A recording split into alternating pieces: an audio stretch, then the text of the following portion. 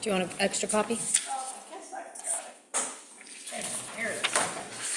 I guess we'll call the meeting to order. And the first order of business is public comments for items not on the agenda for discussion but not action. And is any member of the public? Okay.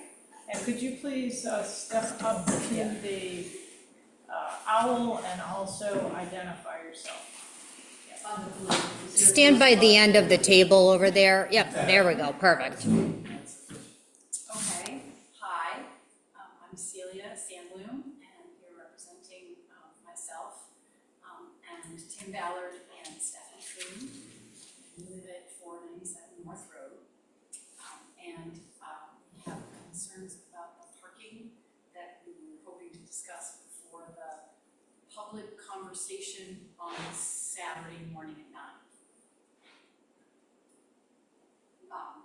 Specifically, sort of what the plan is and what the impact is going to be, have any of our other concerns been addressed. So you're asking a question about how is the meeting going to work? Is that your question? How is it going to work and what information is available? I guess the meeting, as it's been advertised, is a community forum to take community comments, questions, input about some of the recent changes we've made to the parking ordinances. And that includes for the entire island, not just the Stone Pier, just to clarify. And there's plenty of information available on the town website in terms of the current parking ordinance. Right. And I don't know, is there anything else you want to add to that? The goal of this particular workshop and conversation is to gauge public input, and then the select board will take that information and incorporate it in any potential future changes within the ordinance that might see fit. I believe you corresponded with Tim wanting to see the proposed plan. Is there a way we can see that for the parking at the top of the hook? So the hook is completely different. Oh, that's not being addressed? I thought it did say and the hook. So Comment on the conversation. Yes, so the hook and jinks were recently approved by the select board. They were presented in a public forum and they were approved by the select board. GEI had designed the proposals relative to the work. Prior to that, a couple select board members and community spent nearly 2 years working with some representatives from the hook, utilizing their input. And so the design, as they were designed by GEI, were to what had been done previously. And then it was approved by the select board. In September, at the moment, GEI is working on applications to submit to the planning board. In September, those applications will go in front of the planning board, where the planning board will make the ultimate decision whether those parking spaces could or could not be actually constructed. And so prior to whatever that date that is going to take place in September, notices will be sent out to all of the abutters, and that's when the abutters will have an opportunity to weigh in any feedback or input. What's on Saturday is more generally taken into consideration and feedback about parking across the island. Jenks and Hook is specifically mentioned because of the most recent developments done through the select board approval and now going to the planning board in the fall. So there will be a public hearing about the parking with the proposed plan in Correct. September? Is that Yes. what I'm understanding? But there's Yes. no plan yet. There is a plan, there is a design. It's been approved by the select board. That design will go to the planning board for final approval. If they approve that, then it will go to construction. And just to clarify, this is a public forum workshop to get general public kind of input, and we won't be addressing any specific comments. For example, there are 2 parking projects that are, in process, and we won't be taking specific comments on those projects, more general. Is not the plan available on the website? There was We a, haven't been able to find it. I don't wanna spend too much time on Sorry. this, Yes. but there was information in a prior select board meeting packet that when we had it on the agenda, and you can look at that, and then Tell me when it the, was. I can't remember, when the when the town submits the application to the planning board, that will be available on the planning board website. And on the town website, and I know I have shared the information in the past, so. Tim has been corresponding. So whoever has reached out to me in the past, the plans as they went to the select board have been shared. So nothing new has happened since, so. Okay. You can look at the July I'm not telling you 16th. what to say, I just Yeah, thought That was I'd the let day you know. I arrived on, and I will. Okay, so We'll get to July that meeting. 16th, and it's in the pack. Okay, thanks. Okay, thank you, Jackie. 16.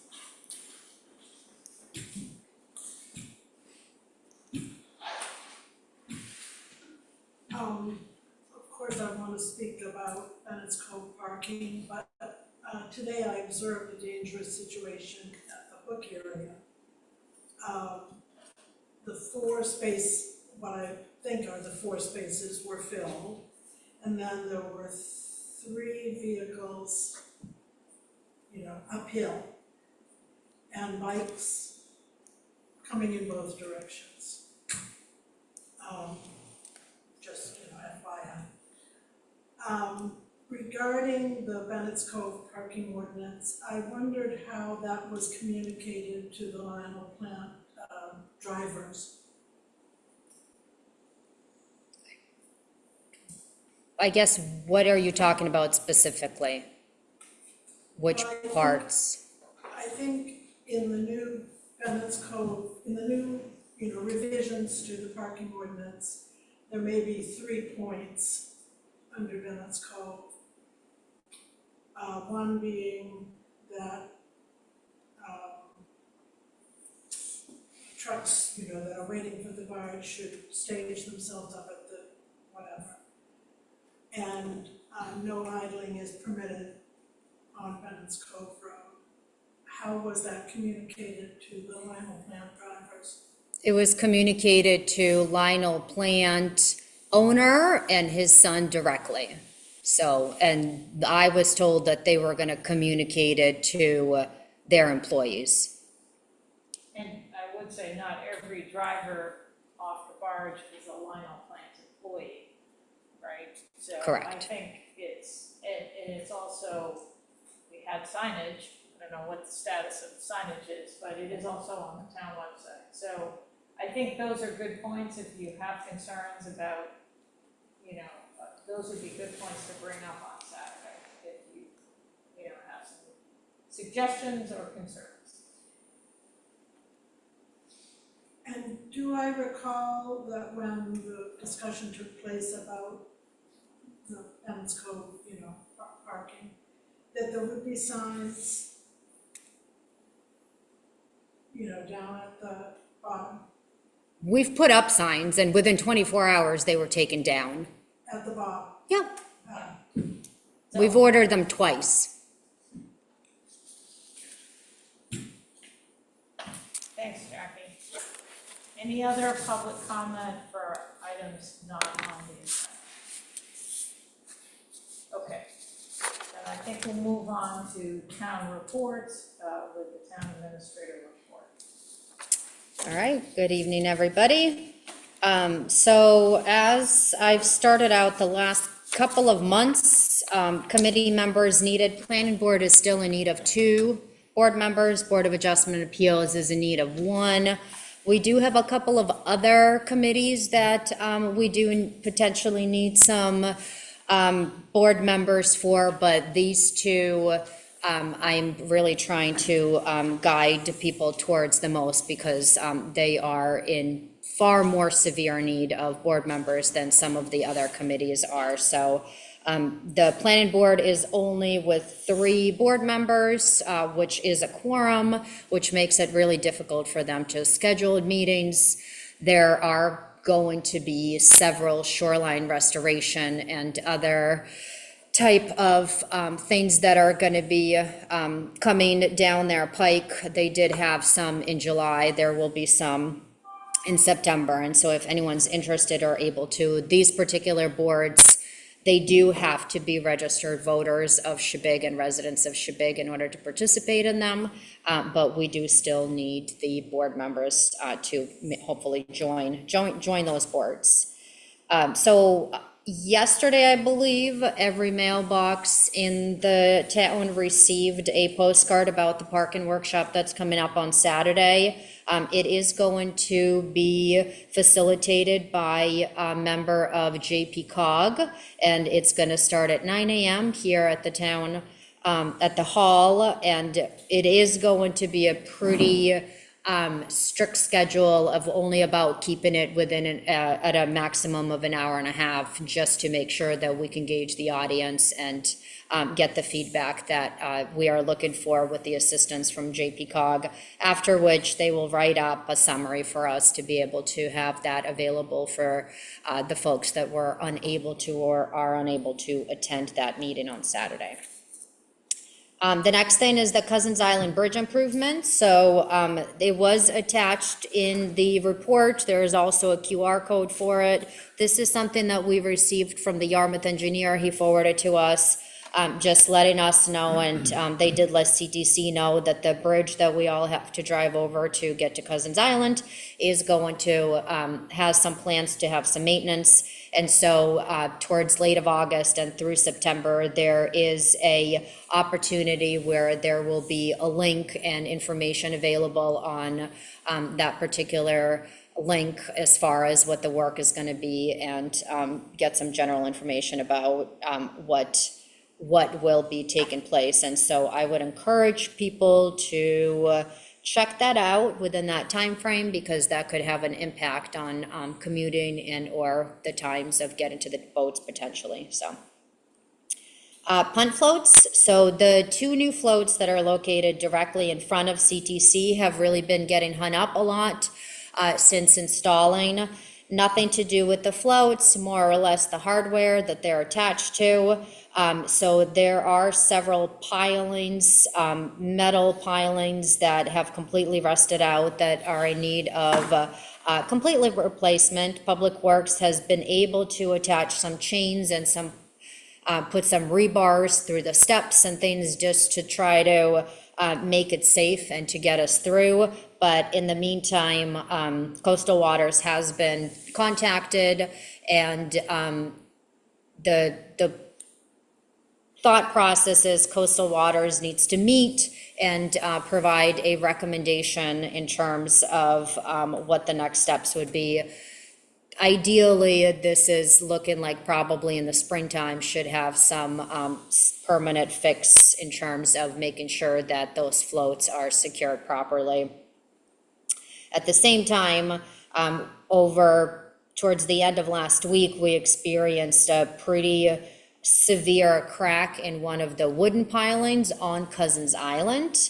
One of the captains noticed that every time CTC docked, one of the pilings was kind of bent, and it would bend even more, so there was a big safety concern of it cracking entirely and potentially falling on the boat, on passengers, and so forth. Public Works did go over there pretty late in the evening on Friday and really put a pretty good secure system for a temporary repair. They put a lot of wood in it and put some pretty heavy-duty screws in it. We did reach out to the general contractor that is in charge of the work for all of the MOD projects and within the Casco Bay, Chandler's being one of them. They provided us some contact numbers for somebody that could come do emergency repairs.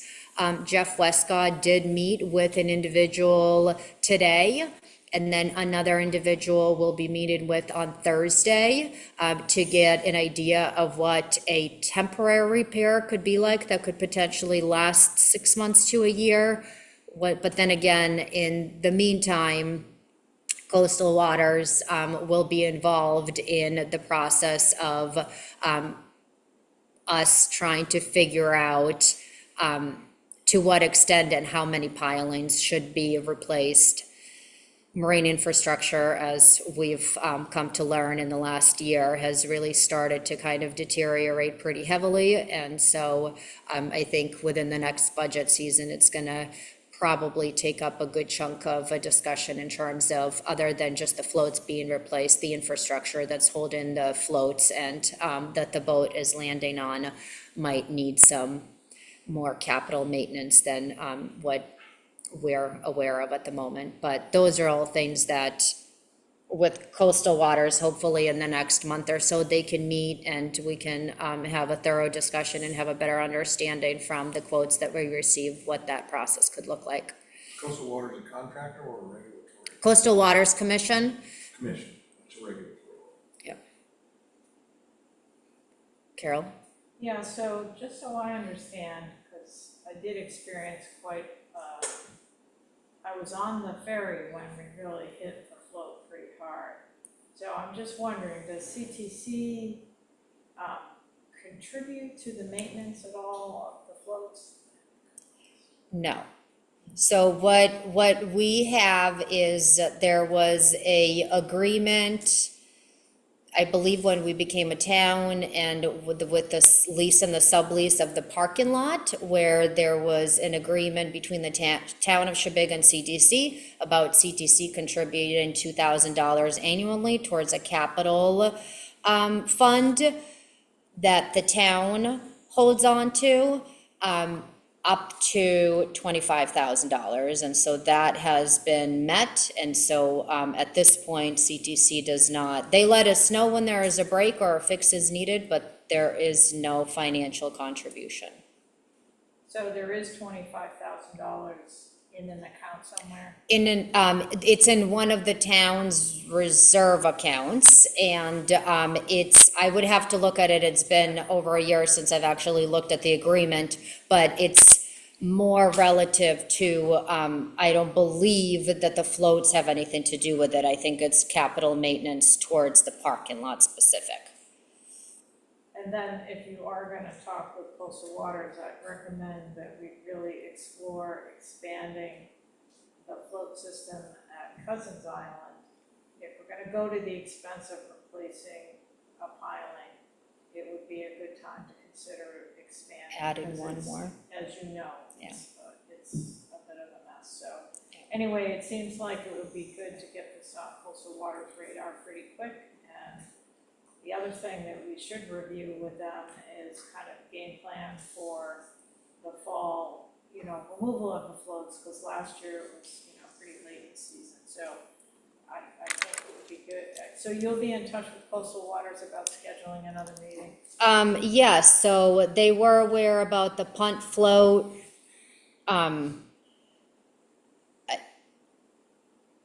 I know that I had specifically spoken to one of the members of Coastal Waters, the chair, relative to the work on Cousins Island, so he's aware of it. I don't know to what extent he's referred the information to the rest of them, but he's aware. As far as setting up a date, we haven't reconnected about that, but yes, that's definitely a to-do in the near future.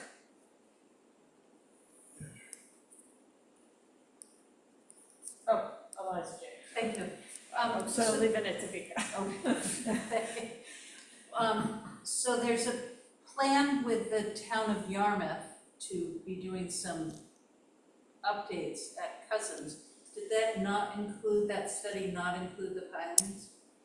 And does 80% of the piling replacement paid for by Schwab is 20%? No, the piling and the float is 100% owned and maintained by town of Sheboygan Island. Thank you. Yarmouth has nothing to do with it. Okay, and is it one of the dolphins or is it a piling of the? So when CTC lands, the That one. big wooden things that are sticking Straight out of out, the dolphins? The one with the three, Yes. it's the one furthest. The furthest to the right, yeah. So when you're walking off CTC, it's the far right one. Had a pretty good crack in it. I'm just curious, I mean, probably wasn't the case here, but if the boat came in too hard and rammed the float, does CTC have any liability, any insurance coverage, anything that helps, since it's town property? I don't know, I can't answer that. To my understanding, CTC has no contribution or liability for any property damaged that's town infrastructure.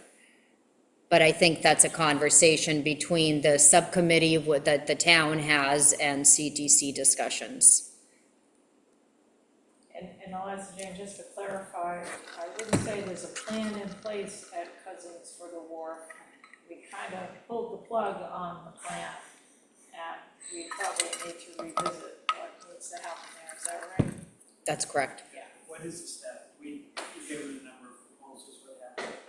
They came with a proposal, and that's when we decided to put Shabig in the driver's seat relative to any work at Cousins Island, and that's where it stands right now. So there is no current plan, there's the plan that they submitted to us, but it's now in our ability to move forward. We asked for that, so.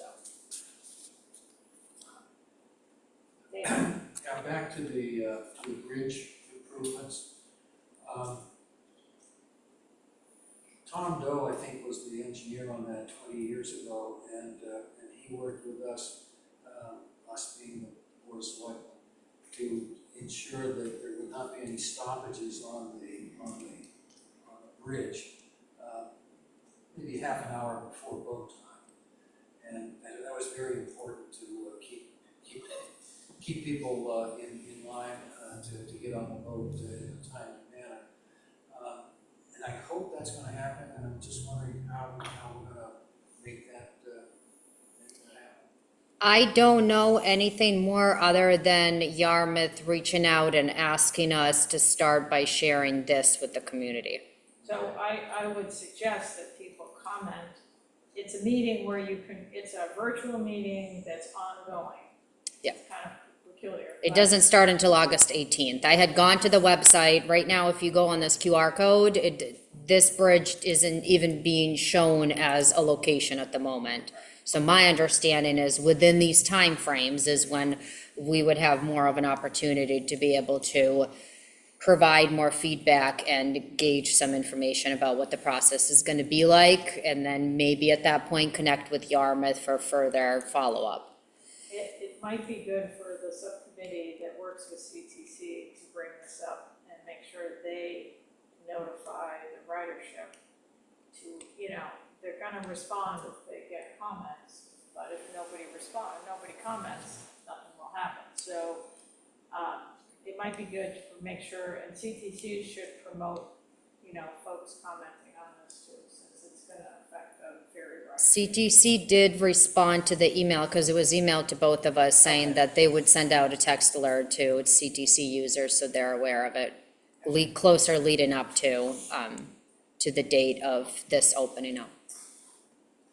Okay. The Hook and Jenks Road, So just more or less kind of an update. The board was involved in a workshop a while back. You approved it.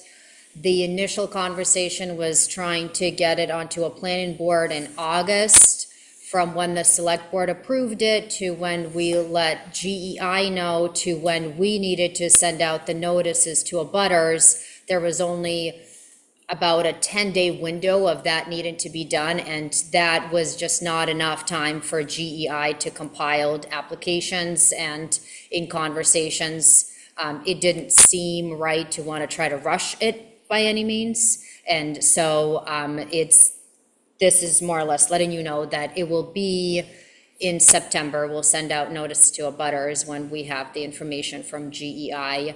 And I am expecting to receive it from my last communication mid-August.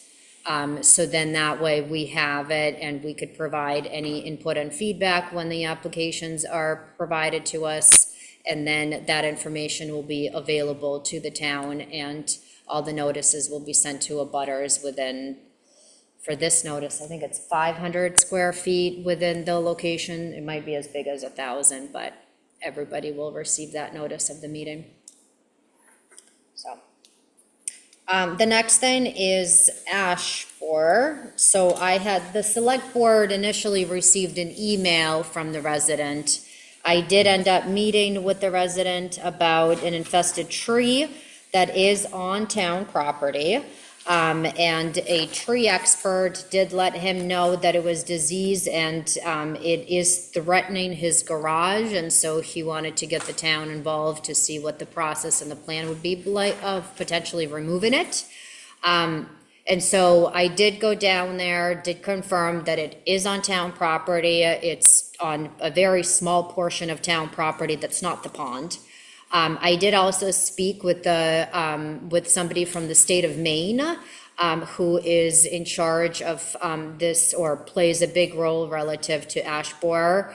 And it was recommended that if anybody who works with trees, removes trees, or an arborist is recommending that it be taken down, that the wisest thing would be is to proceed with the process of taking it down before the tree becomes even more dangerous. And then the way it diseases it, it makes the tree very mushy. And so now, while it's still and somewhat intact, it is a really large tree.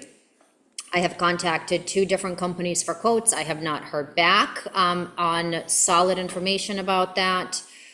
When the time comes, I will likely bring that in front of the board. I think that liability-wise, it is the right thing to do. If that's the recommendation that is being provided, I would like to have more than one quote to bring forth to you. And then at that point, I would have a recommendation about where the money could possibly come from to cover that.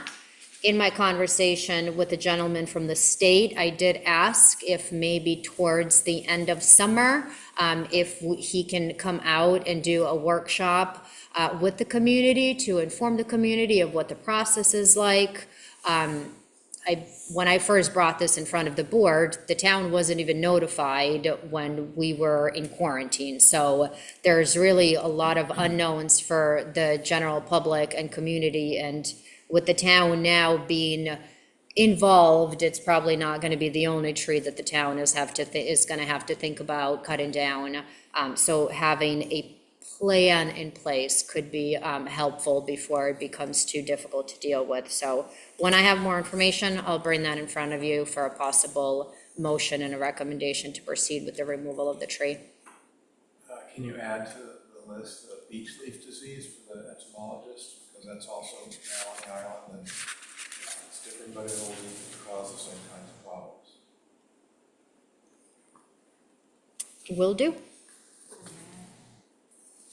So then, the town is responsible for the removal then of all trees within the town property, the sides of the road through the whole island. This could be a lot of trees. It could be a lot of trees, but I would say hazard trees are a priority, and this is a hazard tree. This is a hazard tree. So I think it would be prioritized by the rest of the day. But am I correct that all ash trees now would be hazard trees? No, I think a tree in the middle of, that's not putting people or structure at risk would not be the same priority as a tree that could be on, I think we'll have to, that's one of the things we're gonna have to deal with.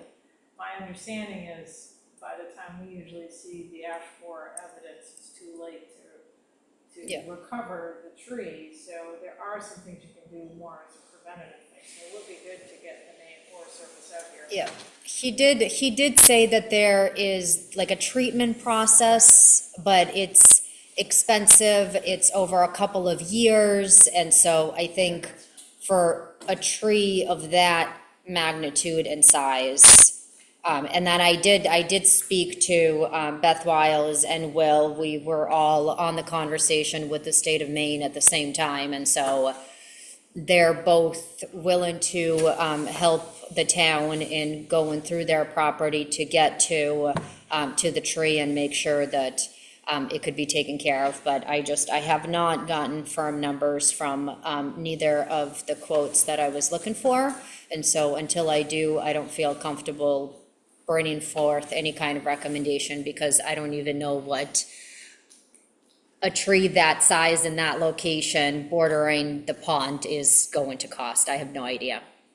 So will we need to, should we be doing an inventory of the? I think we'll wait for the. I think that once he comes, maybe start there and see how we proceed, so. Thank you. I don't know if you want to make this other business, whatever, but I was wondering, is there any update on the Axiom thing? And we can leave that to later in the discussion, but just to see what your report, I thought maybe it'd be a good time. Is there any update you were checking with the funding issues? This week we received $25,000, which is a good sign, without being prompted to do so. So you hadn't even sent out. We hadn't even, yeah, so. So that, we could probably talk about that, treasurer's reports, probably we should cover Yeah. that. I guess in terms of, I don't think we don't really have any committee reports, but the department reports, we have a report from the sheriff, we have a report from the solid waste and public works, and we also have a report from the code enforcement officer. So does anybody have any questions about the sort of town reports that are in the packet? I will just comment that 25% of the containers for household have been shipped off. Is that just for the month of July? 25% of our volume for the year so far is just in July. Let me make sure I understand what you're Yeah, I looking don't at. understand what you're saying. I don't so, We've shipped 25 to date, and 6 of them have been just in the month of July. correct. So that's Yeah. 25% of Oh, our I see. household solid waste. So July and August are gonna be the heaviest shipment of trash. Rest of the rest of the months will be anywhere between like 2 and 4 at the most, So so. I'm just pointing Yeah. out that we're on target for 50% of our trash for the year is in 2 months. That's pretty common. The summer is the heaviest time for trash removal. I had a question about the paint care program, like, was that announced? You said 117 gallons of paint cans in size shipped off via the main paint care program. I wasn't aware of anything, that's something that's it's ongoing, we do that all the time. So you take paint there anytime? I had sort of the same question, so maybe Jeff at some point could fill us in. I didn't want to take too much time at tonight's meeting, but I wonder if we should sort of, when the dust settles, maybe put solid waste on the agenda. and Yeah. Connect with them. Yep, Sort of absolutely. Down the line, I think rather than trying to get, there's a lot of information here, and I think it is one of our biggest expenses, so. Any other questions, though, on the committee report, department reports? I did want to add, that the repaired washouts on Wharf Road, that I was just thinking the other day how, wow, this is really starting to be quite a drop off, and the next day they're out there repairing it, and also they were compacting it, and really, it's so much better, so I just wanted to sort of applaud the Public Works crew for doing that, and I came in late in the afternoon and they were still out there. So anyway, I think that's made it much better for people driving, and we're sort of already have widened the road ourselves by our usage, but it's good that they fix that. Compacting the soils. Right, but anyway, nice job, and I appreciate that they did it. And then on the code enforcement officer's report, there is a question, he did present a concern about hazard trees, and sort of, mentioned to us that we really need to kind of come up with a policy on hazard trees that would be more expedient than what's happening now. So I think we do want to address that, to, help all out here and property owners. So I guess we could bring that back to him and, ask him if he has a specific proposal or how he wants to handle it from here. I assume the board would like to respond to that request. So, okay. All right, so, and then I don't think we have any committee reports, right? So I think we can move on. The only other thing, we do have a treasurer's report, right? Yeah. So, and that Vika had a little memo that went with the treasurer's report. Does anybody have any questions on that? There was, in the treasurer's report, it did say that we were going to meet with Mark Roy from Blue Star Accounting, and he is on vacation this week, but he is gonna make a trip to the island next week.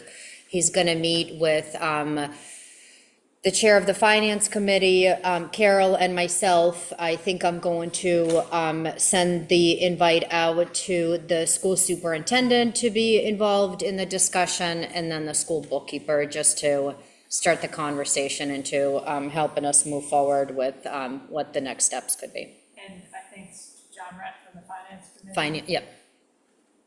So, and I think this is the first step, and I think if people want to meet him down the line, there'll be an opportunity. I'd say one of our first priorities is to try to get the fiscal year 24 audit completed. And then we will have a meeting at some point with the auditor, the current auditor, on that, but we need to finish it first. I think they were quite ready to meet even without it being finished, but I do think with Mark on board, it will help us to get that resolved and then get some systems in place. So I'm looking forward to him working on this. We did, if you recall, approve a fairly small amount of funding for him to start with, and we may be coming back at some point looking for some more funds. I just, And nothing, based on the treasurer's report, I didn't see anything. The only thing I didn't quite understand was the benefits related expenses, is that you said that they were kind of high. So do you think that's an error in the report, or just, I wasn't sure what you meant by that. so if you're looking at the expense and revenue report, you kind of see how there's the budgeted amount in the Right. current month. In the current month, it appears as though for the month of July, we did spend a big chunk of money on benefits. And that honestly just could be that we have so many employees that are participating in it, that it's a higher cost than what I was expecting it to be on a monthly basis. But I have not gotten a chance to kind of sit down and look through the detailed report of that particular line item. If there are mistakes, we'll correct them, but that's really the only thing that alerted me when I was going, because I go through line by line to make sure that the numbers look accurate. Okay, So. and so that's 7,500 benefits and insurance? Yeah. And so we have sort of a budgeted amount of 265,000, we spent 50,000, almost 51 this month, so we're at 20%, which is kind of high given how far we are into the fiscal year. 26,000, yeah, so it, yeah. Yeah, so you'll come back to us on Yeah. that? Okay. If there is an issue, I will. If it's a mistake, we'll just make the proper corrections, so. The only thing I want to mention under reports is under the TA report. While it was not on the report, I did reach out to the gentleman who's in charge overseeing the work down at Chandler's through DOT. So they had been down there pretty actively, and then they kind of disappeared, and there's definitely still a very much so a construction site. And the reason why they chose to depart is it was too busy, too congested, too many people, too many cars, and it made it really difficult for them to get any work done. And so they have moved to a couple other islands, and they're not expecting to make their way back to Shebig until September, when hopefully things have slowed down a little bit. So if anyone asks why no one's working, that's why. They really couldn't work around all of the people in traffic very well. Did they close up the hazard zone? I mean, Yeah, there is a railing built around the area, so unless somebody tries to crawl in, it's, I think, pretty well contained, so. And I guess, Vika, before we leave the town reports, I think we did request a harbor master report. I didn't see one in the packet, so is that right? No harbor master report? I've reached out and requested that one be provided. I did not receive one. Okay. And did the harbor master report any of these infrastructure problems to you? No. Okay. All right, anything else under town reports, any more questions? Okay, let's move on then to the public hearing for the Shabig Island liquor license, and this is a requirement that we have a public hearing, and then later on, under regular business, we can decide what action we want to take as a result of the public hearing. So I think the next step procedurally, I hope I'm right, Vika, is to open up the public hearing on the Shabig Island and liquor license, and the information on the license was in the packet. And then, are you here to speak on behalf of the inn? Yeah. Okay, so could you step up and introduce yourself? Okay, right here. Yep. I'm David Lomba, I'm the general manager of the inn, and we are here for the renewal of our liquor license. We don't have much to note at this time, but I do want for the select board members to know that we did just complete serve-safe alcohol training for all of our front of house staff members. So they are all certified in safe alcohol service practices. That's something that's very important to me, and I've been very adamant about making sure that we are following appropriate procedures when serving guest alcohol.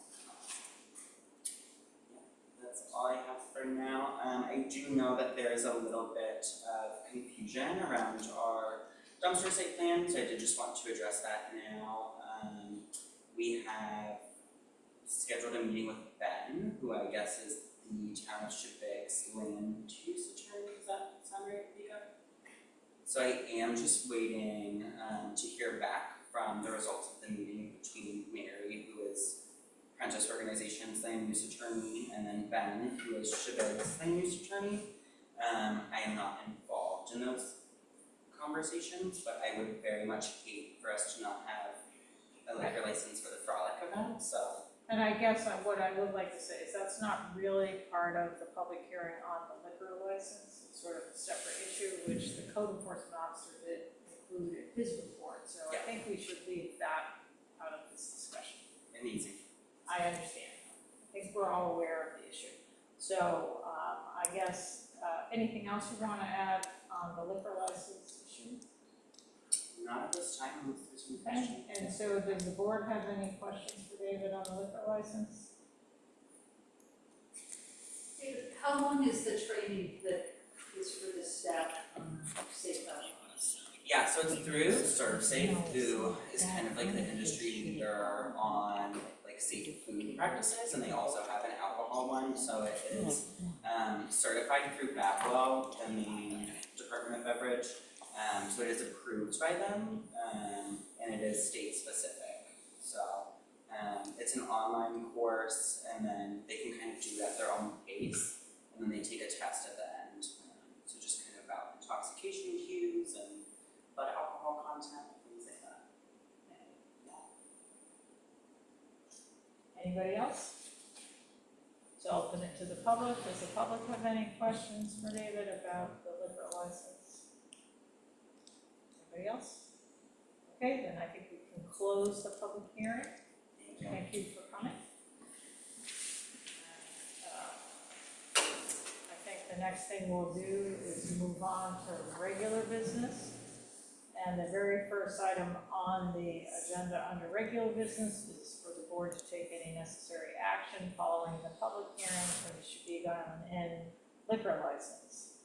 And I think, I don't know, Vika, if you want to add anything to the conversation about this, or, I mean, we have had some conversations. One of the requirements, I guess I would say, relative to the license is that the applicant is in compliance with the town ordinances, put it this way, that you're not in non-compliance of the license purposes to use for local zoning ordinance or land use ordinance not directly related to liquor control. So on page 7 of the application, it's spelled out. And so this is a reason that a license could be denied for a liquor license. There has been some communication back and forth between the inn's attorney and the town attorney and our code enforcement officer. And Vika, do you want to summarize where things stand at the moment based on those conversations? Yeah, so I won't go in too much detail into it, but, there has been an ongoing discussion relative to whether updated site plan review was needed or a site plan review exists. And where things stand is, there is likely the possibility that potentially a full site plan review will be needed in the future, just to make sure that there is more of a process. But at this point, where it has been agreed upon is that if the code enforcement officer issues a permit and has the compliance between the inn and the code enforcement within the next 30 days, that it's kind of a resolved issue until a long-term discussion takes place and a decision is made. So that's kind of generally Yeah, in a so- short. So we heard from Ben today, so there's been sort of an ongoing potential code enforcement issue with the new dumpster on the site. And so Paul, I think, issued a notice of violation to the inn. And then it's gone back and forth between the inn's attorney and the town attorney. And I think where it stood at the end of the day today is our town attorney's advice was that he was comfortable with us approving the liquor license subject to the fact that the dumpster project, that the code enforcement officer would, approve the dumpster project within 30 days, or that the information would be available for him to provide his approval. It's not exactly a permit, which was kind of one of the challenges.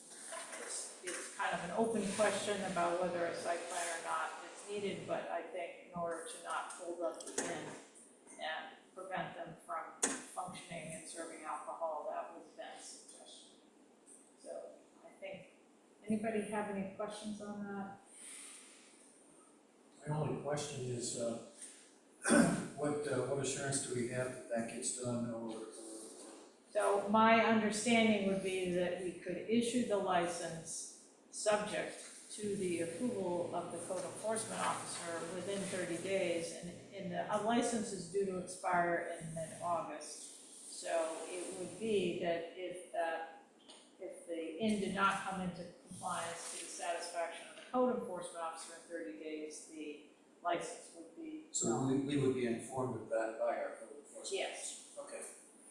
I think where things stand now relative to if it's within the code enforcement officer realm to approve that, I think we've been waiting for clarification as to how to proceed in the immediate needs, and then, possibly what the long term could look like. And I think at this point, now he has the direction that he was looking for, that I was looking for. It would be very simple for him to provide a permit, create a permit, whatever the agreement could look like, and I would suspect that that would be done the next time he's in the office next week.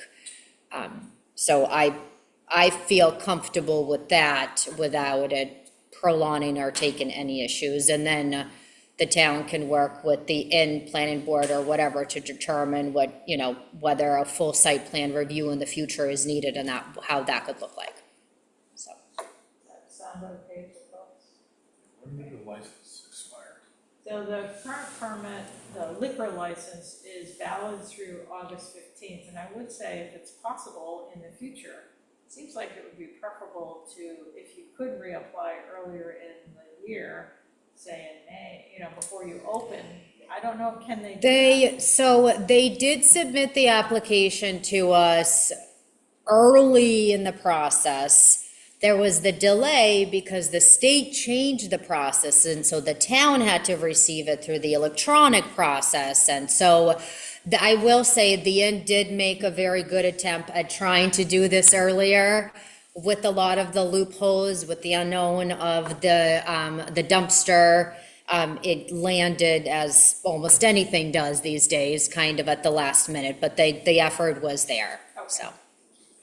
So, no fault in the end. that Nope, we're sitting it just here today. changes with the state, delayed it by a couple of weeks because the process is, so before the select board would get the application and you would all sign, we would give it to them and it would be up to them to finish the documentation.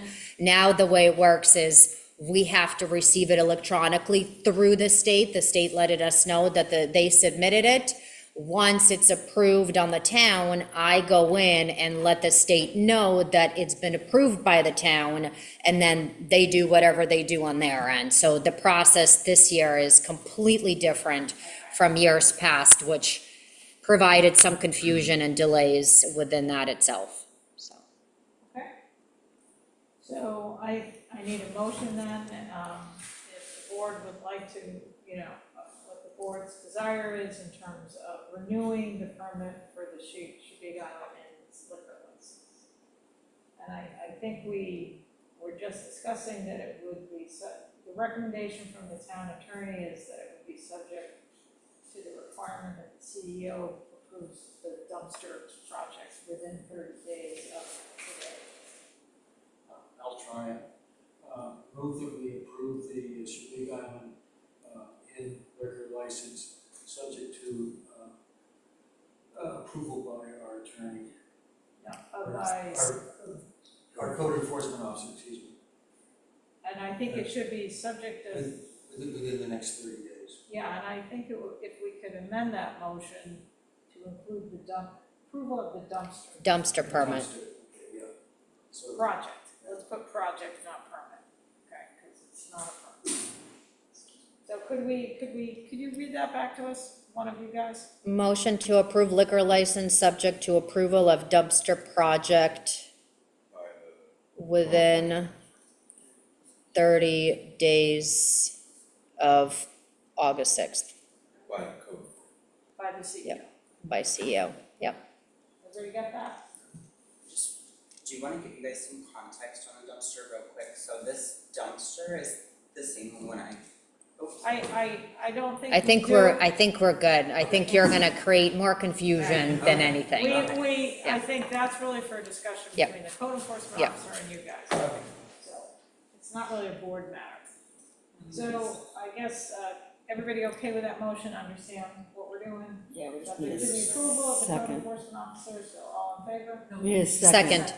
Oh, sorry, see, you're asking. Second by Richard, okay. And All, I would like to recuse myself okay. because of I'll recuse myself. Well, it's usually good to provide. Why? The content. Yeah. So we own a home and it's rented to the inn for employees. Okay, it's good to be safe. Okay, so Eliza Jane is recusing herself, so that leaves the four of us, and so all in favor? 4, 1 recusal. Everybody okay? I'll connect with the code enforcement officer and we'll process the permitting thing and we'll make sure that it is done within the time frame. Yeah. So they're not lapsed on an expired liquor And it license. would be great if, frankly, if it could be done by the next board meeting, so we could report that things are resolved. I'm gonna work to try to move it remotely, so then it's done sooner than later. And have it be done before the next board meeting, because at the next board meeting, their license would have already expired, so That's what I mean. So- hopefully within the next couple of days, it'll be resolved. So I think That's that my would be goal. good, because that way Yep. we are running on empty, so to speak. Okay, so moving on to the next agenda item, 25059, to review and approve the recommended vendors for the residential energy efficiency and electrification electric purchasing.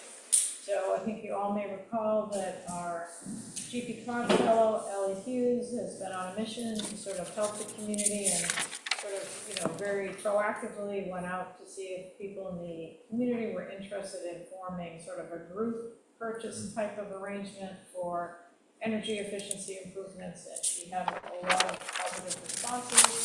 She then went through the pretty arduous, process of sending out RFPs and getting responses.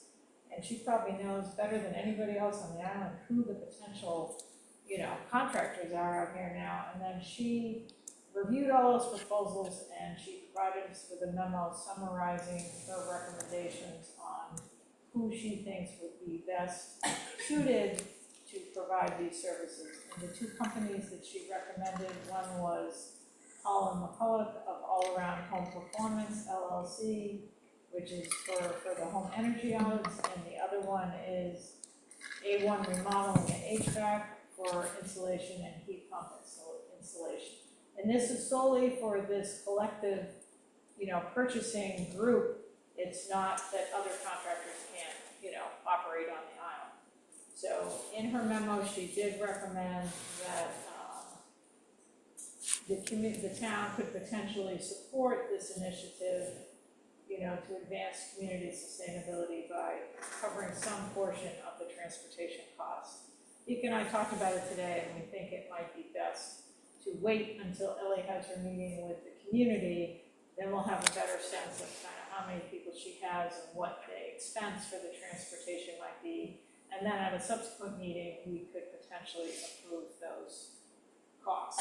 So I think tonight, all we're really looking for is sort of an endorsement and approval for the recommendation that Ellie has made for this collective purchasing, proposal here. So, and I will say that she's planning a meeting, I think it's August 14th?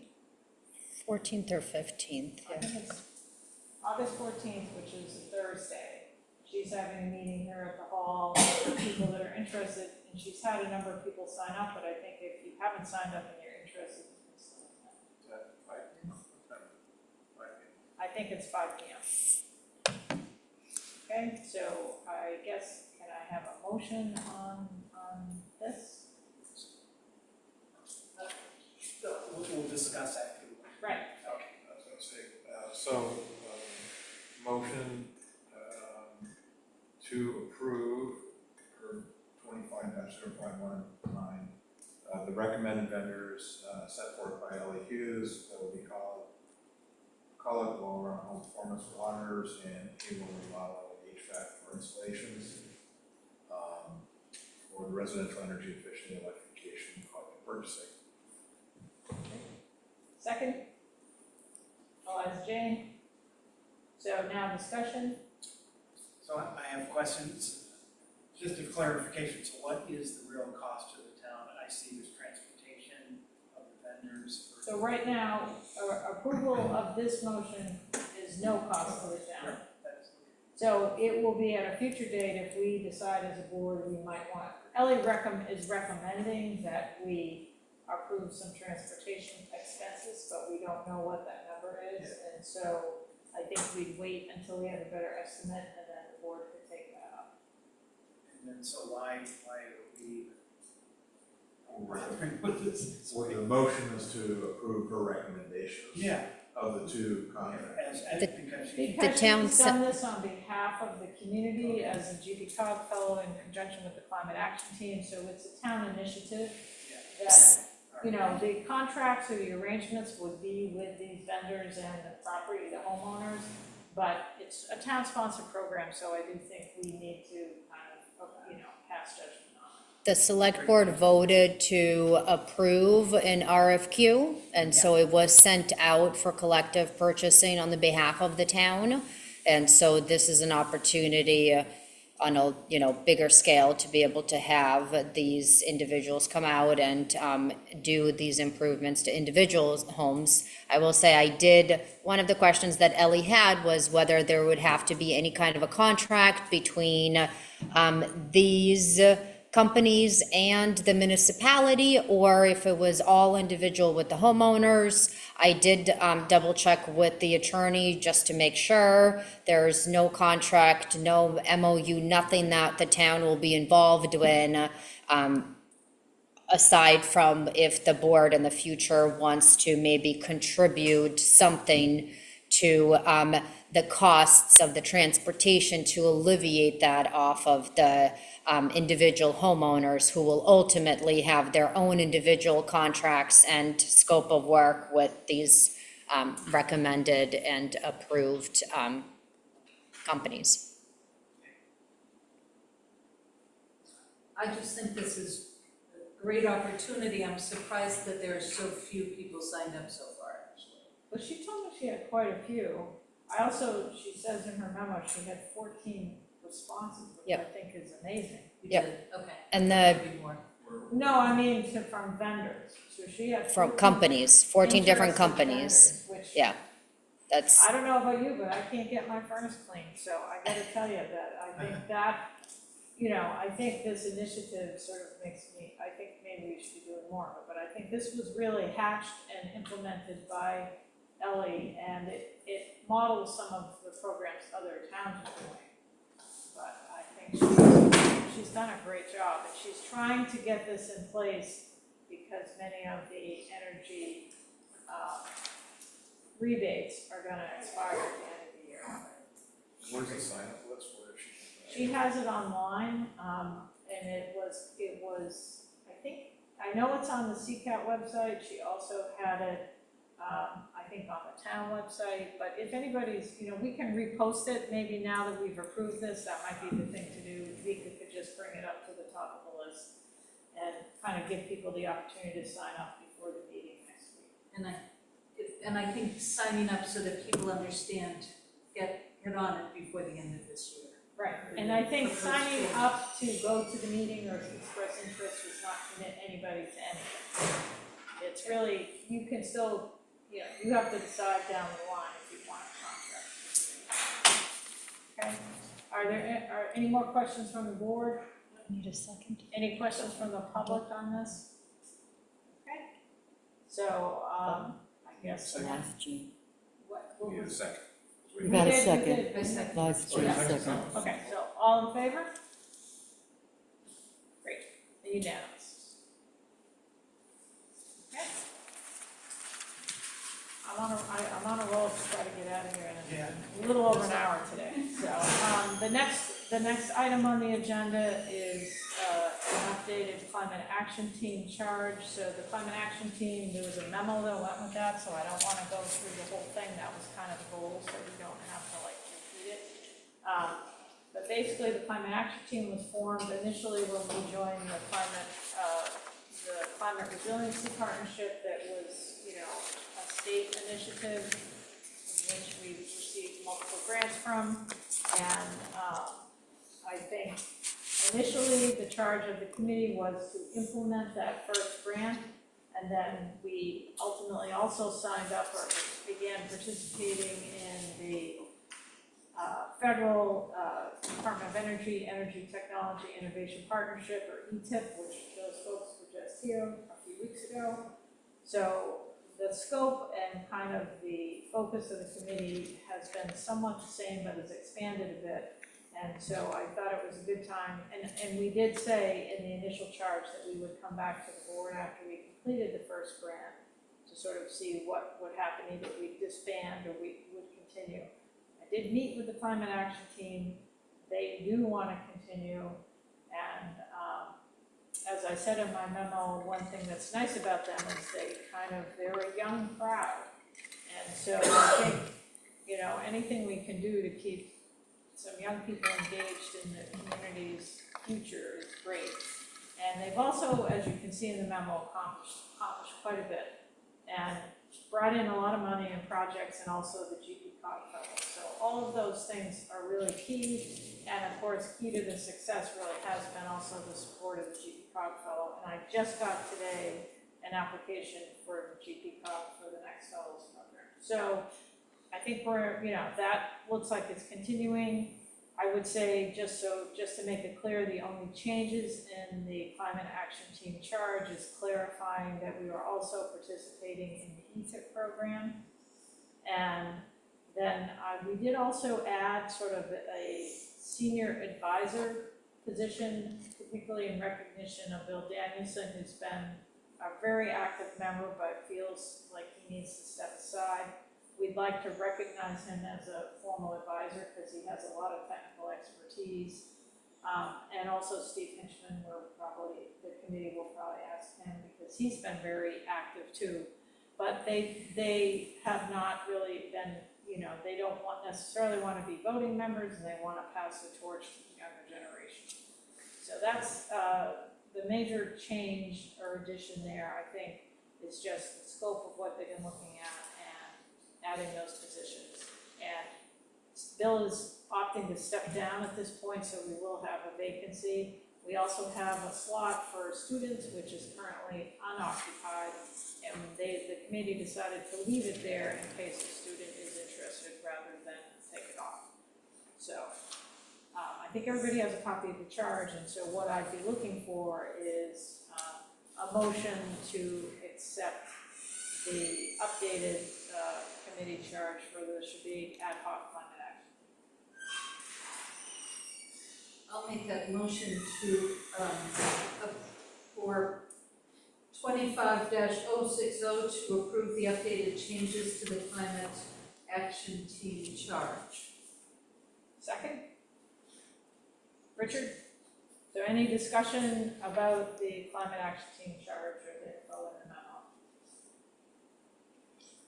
Okay. The future. Okay, it's full speed ahead for that crew. Okay, so any, May I have a quick question though? When you have an application, could that be Ellie to fill that position a second time? well, if she was willing. If she As was the AmeriCorps fellow, yeah, I mean, I think the challenge with the AmeriCorps fellow position is it's not, they don't get compensated very well, so it's rough. It's rough. I think it's rough, and I don't, we did ask GP-COG this question, that somebody could re-up for another year. I would be very surprised if Elliot would do that. That's fine. But it And could be I some- would say the other piece of good news is you might recall the board appropriated I think Irma wasn't on the board, but we, remember AmeriCorps died, and so we appropriated $7,000. The funding has been restored, so that money can be used towards the upcoming fellow, which is great. So this is almost like a freebie because we've already paid it.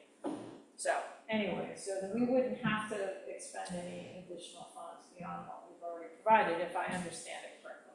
So anyway, that's great. All right, any discussion from the public about the climate action team charge? Okay, all in favor?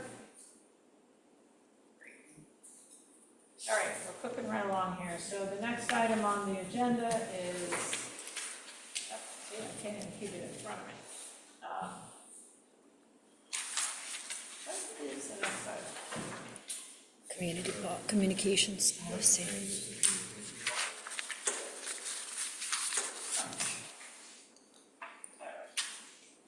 Oh, yeah, so changes to the communication policy. We are not going to approve this tonight.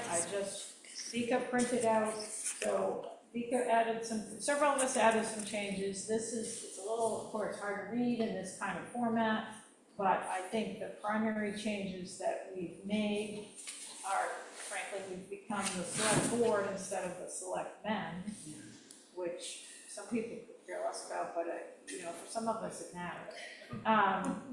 And then I think several of us contributed to try to clarify the language a little bit. I added a section, so if you, on the first page down under with communication with other select board members, which is where we all kind of get into trouble or could get into trouble. I took some language right out of the Maine Municipal Handbook because I thought it was easy to understand, and I think it kind of gives the foundation for, this is a pretty big issue about select board members talking kind of more than 3 people discussing town business, but I think the thing that I've seen confusion about is it doesn't mean select board members can't all be in the room together at an event. It's just they can't discuss town business. And so we really have to keep that top of mind, but at the same time, they even have that, select board, they were not legally prevented from meeting socially or attending a training or something like that. It's mostly that we have to be aware that we can't talk about town business. And then I also tried to add some clarity to how we communicate with town staff, because we really do not supervise town staff as a rule, and Vika does, and so I would ask Vika to read that over a little bit more closely, but the goal being that we can talk to town staff and ask questions, but we don't and I changed it from what it was, we just period, we don't supervise town staff, so any concerns we have, we can bring to the town administrator, but it is not our role to direct town staff. That can be a problem, at least in a number of towns, it can be. And then, also just to clarify that when we are ex officio members on a committee, like I am on the CCAT, that we are really, in an advisory capacity only, we're not really supposed to be kind of full-blown functioning members of the committee, so we shouldn't be running the meetings, preparing agendas, or doing anything else like that, because the select board shouldn't have so much power that they're on the select board, but also running the committees. That's why. So we're there just kind of in the periphery to act as a liaison between the select board and the committee. And then the other thing, just so everybody's aware, relative to the town attorney, all requests to talk to the town attorney go through Vika.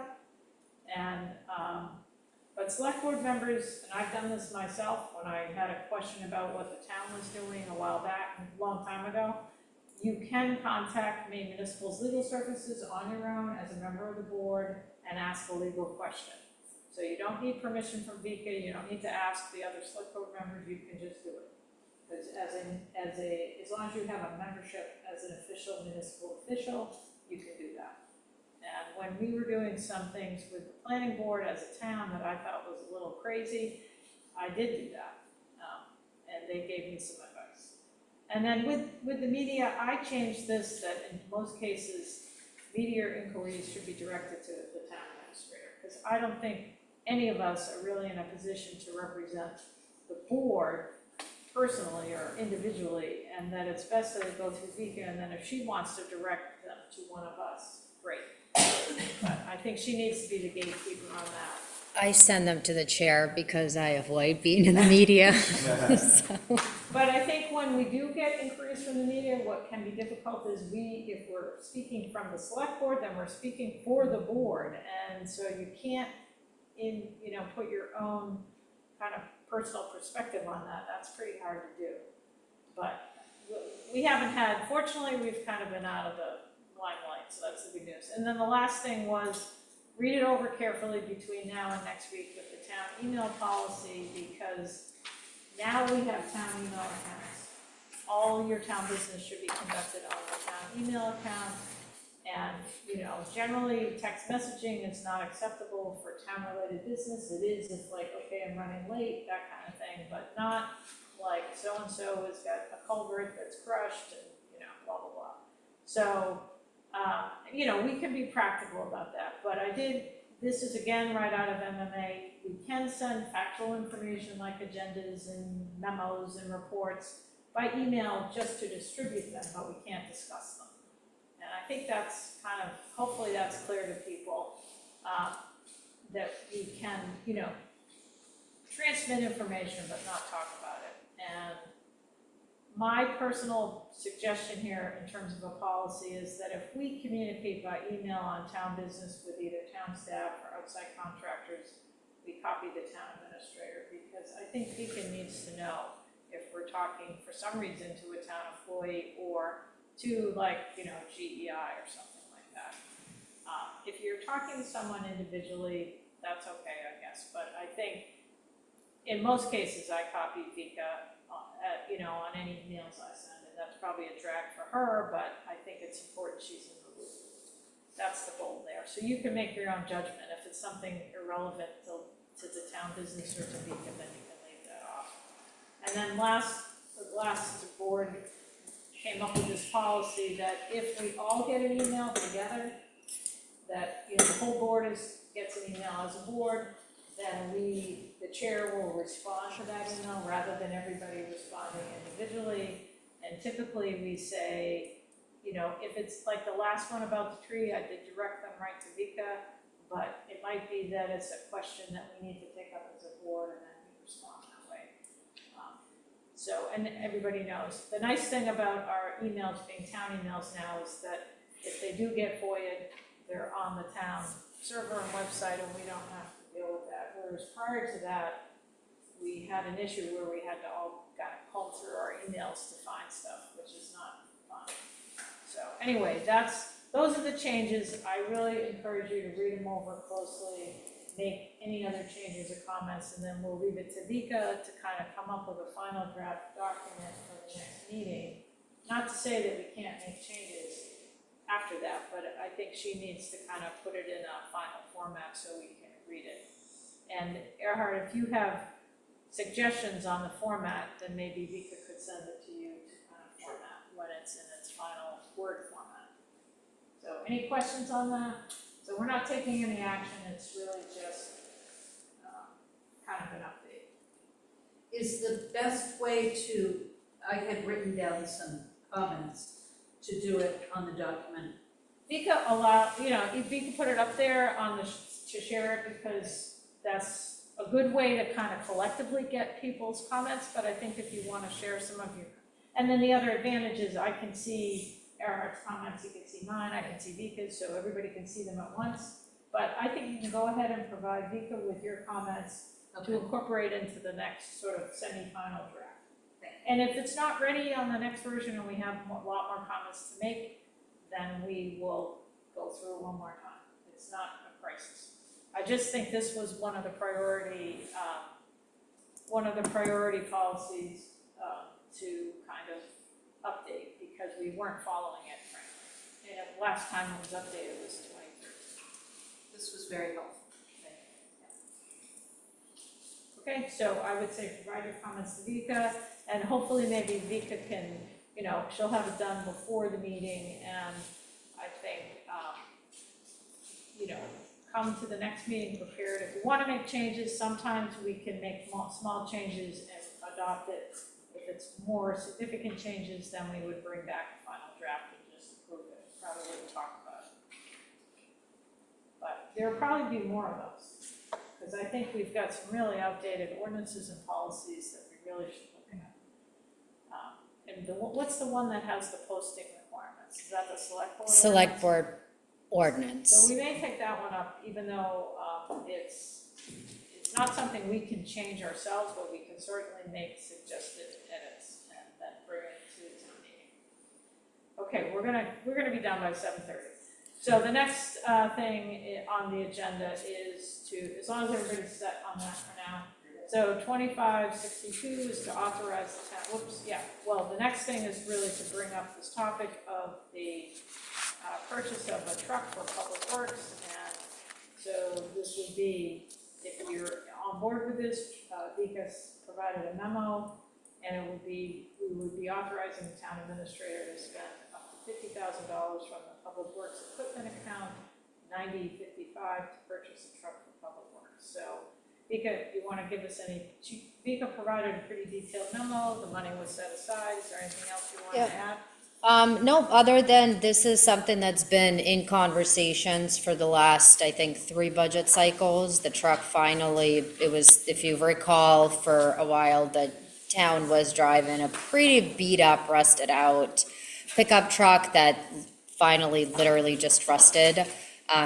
Money was appropriated, $50,000 specifically to replace that vehicle. We did have a couple of residents like Nathan Dowdy, who's done a lot of plowing over the years, make recommendation about what to look for, and so we took that into the consideration. The 3 public works guys all went to town. Tanner has really good knowledge of vehicles, and so they all did their test drive, they all approved, and so I fully support their recommendation and hope that you do too. Quick question, does Does the $50,000 include all the costs involved, registration, Yes. all that? Okay, good. Yep, plow registration, spraying it to make sure that it's protected from rust, all of it is included. Yep, except for the barge cost, which that will go under barging, so. Does anybody want to make a motion on a new truck? I really do. I rode on the ferry with the guys after they looked at the truck, and they were so pleased with the truck. They crawled under it, and so it was really a positive experience for all of them. And thank you, Vika, for giving them all the opportunity to do speed dating with the truck. But it really, it ticked all the boxes for them. And also a shout out to Pat Murray, who did the search and located the vehicle, and they were able to get it for a very good price because Yeah. it's a two-person cab, not an extended cab, so it had been on the market for a little bit, so good, got a deal on it. So I would like to make the motion 25-062 to authorize the town administrator to spend up to $50,000 from the Public Works Equipment Account 9055 to purchase a truck for the Public Works. Second from David. Any discussion, any further discussion from the board? Public? All in favor? That's one of the most fun things done this week. Especially when you see the public works crew out there working pretty hard, it's kind of nice to. Boy, are they doing a nice job. Right. So I think on number, what is it, 6, and just because I'm on a mission, don't think you can't bring stuff up. So a couple people mentioned other business or other communications or other business, so we'll go through those. Vika first, did you have any other business you wanted to bring up? Anything under other business? Nope, not that I can think of at this moment, but let me just, well, you're sharing others, let me just Yep. double check. Anybody else? I think Earhart. Yeah, well, since we just did the communication policy and talked about the ex officio Yep, participation in other committees, so I was on the broadband committee, yep. and they have a meeting coming up, and I just need to know what my, is it acceptable for me to be, kind of keep my ear to that committee as an ex officio member, or however you want it. So you were an official member. I was a member. So when you become a board Right, no member, you're longer. no longer a member, but I think it would be fine to continue as do we have an ex officio member on that committee? I think David is, well, no, I think were you voted in? Yes, he was voted in as the ex officio, so he's the select board member representative for that. Okay. That doesn't mean that others You're can't welcome to join. can't join. It would be great if you want to continue, there's no problem. Yeah, just once again, be mindful that if there is 3 of you joining, Right. I would refrain from providing too much input or suggestions unless it's, Can you do Monday's meeting? so. Did you see the email for Monday's meeting? No, it was- Okay. So I think to answer your question, it's fine for you to continue to attend the broadband meetings. David is the designated ex officio member, but it's fine for you to continue to attend. And You would be just kind of the general public. Yeah. Right. Or we can swap off if one of us is not. Yeah, though I think the board needs to approve switching to the ex officio. Correct. Not that it would, I don't think there'd be any objection. So, anything else on our other business, Richard? I want to bring this up briefly, but there have been a couple of neighbors on South Shore Drive, as well as somebody else in the town, let me know that they are concerned about the heavy trucks going up and down South Shore Drive for the 2 construction projects that clear the road there. And that there's a lot of them, it's big and heavy stuff, hauling stuff away. Most of that has already happened, but that they thought it was a little bit, I'm paraphrasing, they thought it was a little careless, or whatever the adjective was. They're concerned that the permits were issued and something should have been said about protecting the road or being mindful of the fragile nature of South Shore Drive. So, I don't know what as a board we can do, what we can do now, some of this stuff in progress. Stop construction.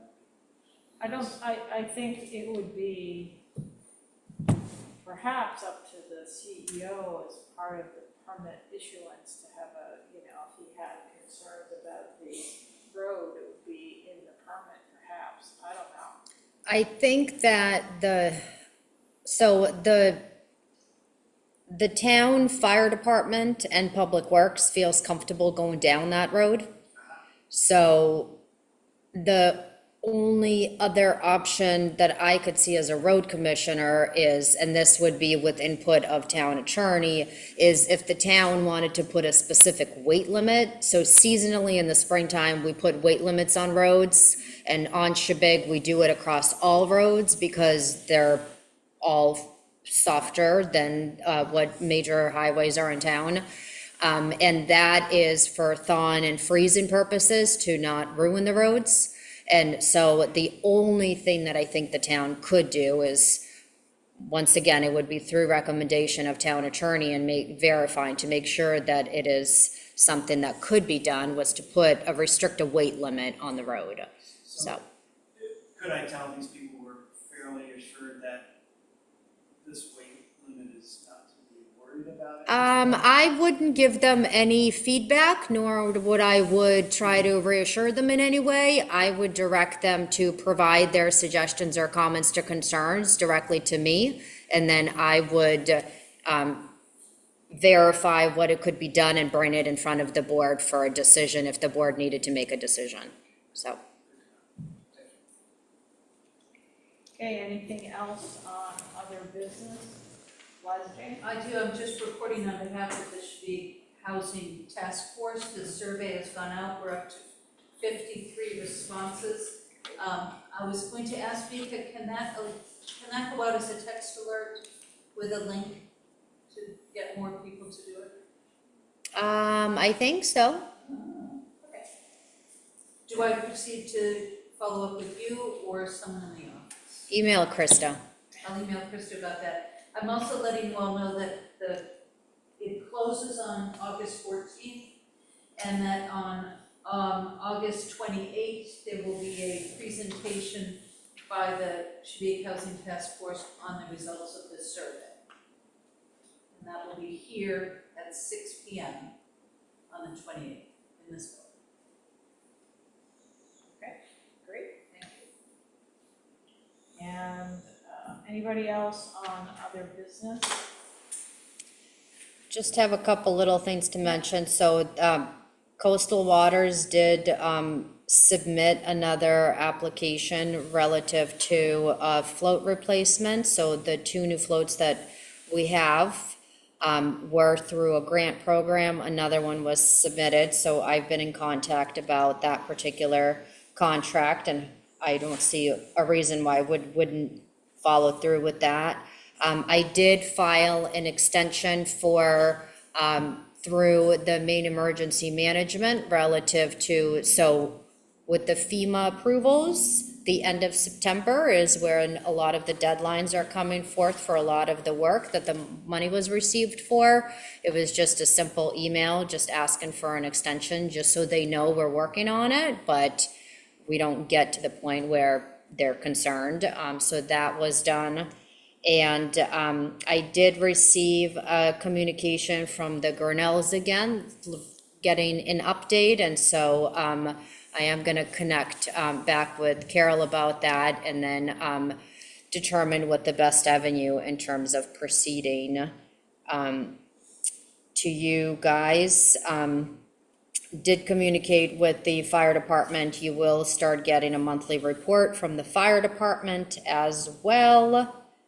And I think that covers any other business or communication relative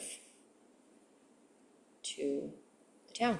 So I have a couple things to add. So I think I mentioned the GP Cog fellow application I just received, so we'll apply for that. The climate action team, considering sort of all the options that they have specific categories, we did have a meeting with the state to see if because we weren't sure about the status of the GP Cog program, and we thought that the most useful thing to this community is extra capacity, human capacity, and they were, gave us the green light on that if we want to apply for that. And even though we will probably apply for a GP Cog fellow, we've had several, so I kind of want to cover all our bases, and I don't think we'd suffer from any extra capacity, even if we got them all. And Vika was in agreement there, so I think that's the game plan. The deadline for those grants are both the end of August, so typically what we do is keep the select board in the loop, but you don't particularly need to approve the grant. It's available to you for review, but it's usually not like we formally, take it up as an agenda item. The other thing I have on my radar, because Vika's mentioned it a few times, is there is a Trails grant program, and we really would like to, particularly looking at Chandler's Cove, where hopefully we could approve access, particularly for people with limited mobility, since it's sort of disappearing a little bit on some of the other sites. Ellie has said that she felt she could help us, pull some of the pieces of that together, so that's on my radar. That's due in September. So that's, the other thing, just to get this on your radar, is the floodplain maps will be going to the special town meeting for adoption. Shortly, we will be notifying potentially impacted property owners.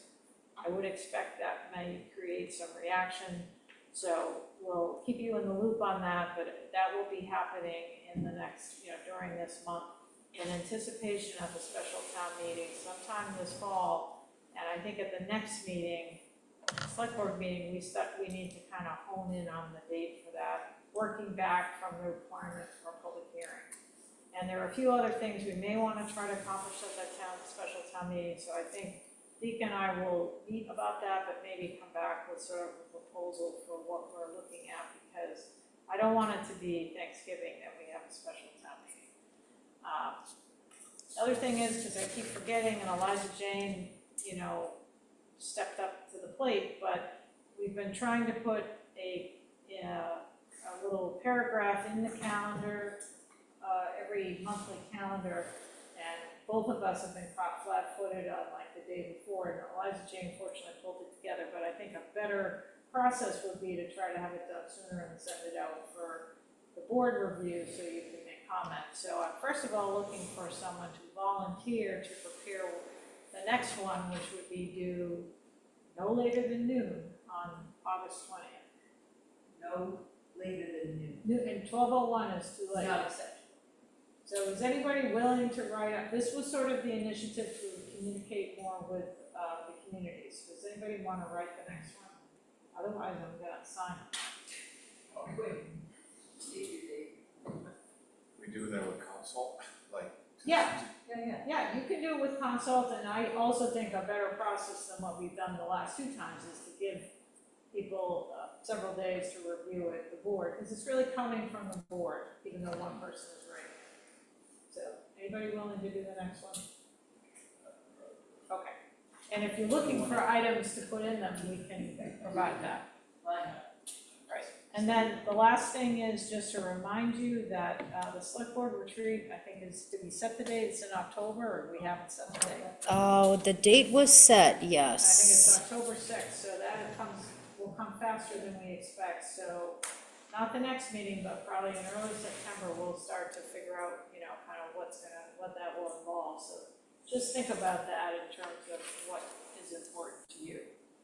Then, Is October 6th definite? Can we make that a definite? it is, because we did. I don't have it on my calendar will right now, send it out but to I'll email you a reminder. But yes, the date has been set, and Christina from JP Cog is gonna be facilitating it. And also, at the next meeting, it will be good to know, we have set up a meeting with GEI during the week to discuss the projects that we're working on, but especially the primary purpose is to get up to speed on where they're at on the Stone Pier project. So Earhart would be an important person besides Deacon and myself to attend that meeting, but if the board desires, everybody can attend, but in which case we need to notice it as a meeting. So I don't need to know now, I'm just letting you know that's happening. So it's a virtual meeting with GEI. primary purpose is to talk about where they're at on the shelf here, but we will probably also talk about a number of other, the other projects they're working on. So Are you, What time? we, I don't know, it's It's at September 3rd. 9:30 in the morning. So that's open to other people, because I think it's good if people want to come, but don't feel like you have to come. So that's that. I would like to attend, so. And So as soon as you attend, then it's an open meeting, so we can post it that way. October 3rd is a Friday, is the retreat of the date of the retreat, sorry. You have an open. September 3rd is a Wednesday. September 3rd is the GEI meeting, October 3rd is the select board retreat. Oh, that's a different date. So we'll get these on the calendar, but that's kind of why I was asking. So it'd be much like these meetings where board members that are there are participating, but any public who's there, they're just watching. They don't participate, it's up to us to decide that, but we are really getting an update on the project. So I think that covers everything I had on other business, so how about communications? Does anybody have anything they want to share on communications? So starting with Vika, did you have anything? No, I think I included some of what I had under other business. Right. Anybody else on any significant communications from the public or anything else? I will say, we did get, I think we shared what we had.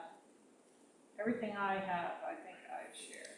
The only other thing is last week, the geological survey was on site and to look at all the beach sites, they map them every year. And we had a meeting with them, just sort of an informal meeting. The planning board also, Aaron, Julia from the planning board attended, and the discussion was sort of looking for some, advice, feedback on sort of how we might approach some of these coastal erosion challenges and how we might add some additional resiliency to the ordinances, which is a grant-funded project that FBE is working on. So that was a meeting we had last Friday, I guess, and eventually FBE will make some recommendations to the board and the planning board. FBE is the environmental consultant that's working on that. And I will say, just while I'm thinking about it, 2 members of the climate action team, my daughter Julia May, who works for FBE, and Sienna, who works for GMRI, sort of in full disclosure, both of those firms are working on town-related projects. So we just want to, and they just wanted to be sure the board was aware of that. It's not, I don't think it's a conflict, and both of those projects are wrapping up, so I don't think it's, a big issue, but it's kind of, and it's just because they're both interested in that topic because it's kind of their area of expertise, so they bring that to the climate action team. But the board approved all of those contracts. Any other communications? All right, so our next meeting is, August 20th? oh yeah, but between now and then, we have our parking meeting on Saturday morning. Saturday, yep. One sort of loose end, Eliza, is you put coffee cake on the list, so do you need some contributions to the food for the meeting? I can make a lot of that. Well, I'll be glad to make something if you'd like. Okay. And then are we gonna provide coffee, right? Yeah, do we, I have some We need coffee left over from Team Rubicon, so I'll bring that. you do, okay, so we'll need creamer and sugar because we can't use this stuff here. And so we'll need to get in here 8:30 at least. Okay, so are you coming, will you have the key? I have the key, I can come open it a little bit earlier, and then I gotta pick up the gentleman from the boat. I would suggest maybe we get, or Eliza Jane and I can handle the setup. Okay. We'll be the make for D's. And also, our fellow, Loren, is coming. She's actually camping with her husband at the Recompense Campground in Freeport. She's coming over for the day. The Island Institute is aware that she's coming to the island and in communication about the meeting, and I said, anyway, we won't recognize her, she'll just sit in the audience, but she is coming with her husband, and there you go. I'm picking her up at 8:30. I'll do that separately and put it in. Okay. Carol, you need to approve the minutes. Minutes to Oh, approve. sorry. So we have two sets of minutes to approve, which, Chris said, thanks, Chris. So I guess I need a motion to approve the minutes. There are two I sets. move that we approve the minutes of July 16th, 2015, and July 30th, 2025. 2016? You said 2025, and July 30th, 2025. Second from Richard. Okay. Any discussion or changes, corrections? Okay, sorry about that. All in favor?